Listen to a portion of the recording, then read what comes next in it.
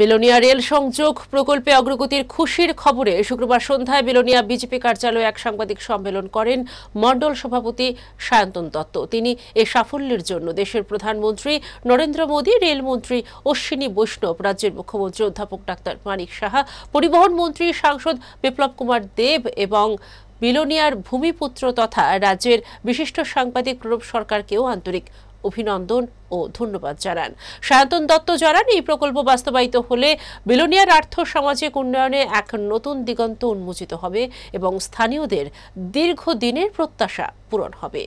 আজকে আমাদের বিলোনিয়াবাসীর জন্য খুবই একটি গর্বের দিন। আজকে আমাদের একটি বিরাট প্রাপ্তি হয়েছে।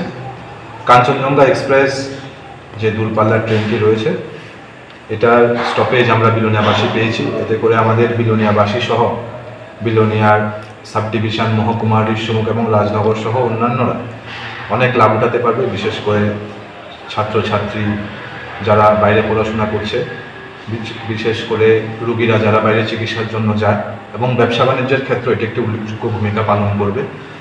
আপনারা জেনে আনন্দিত হবেন এবং আমি ধন্যবাদ জানাই বিশেষ করে আমাদের প্রধানমন্ত্রী নরেন্দ্র মোদীজি, রেলমন্ত্রী শ্রী অশ্বিনী বৈষ্ণবজি, ত্রিপুরা সরকারের মাননীয় মুখ্যমন্ত্রী মানিক সাহাজি সহ যিনি বিশেষ ভূমিকা পালন করেছেন আমাদের সাংসদ শ্রী বিপ্লব কুমার দেব, এবং আমাদের বিলোনিয়ারের ভূমিপুত্র হেডলাইন্স ত্রিপুরার এডিটর শ্রী প্রণব সরকার। উনি রেলমন্ত্রককে একটি চিঠি দিয়েছেন। তার পাশাপাশি বিপ্লব কুমার দেবজিও রেলমন্ত্রককে রিকোয়েস্ট করেছেন কাঞ্চনজঙ্ঘা এক্সপ্রেসটি যেন বিলোনিয়াতে স্টপেজ দেয়।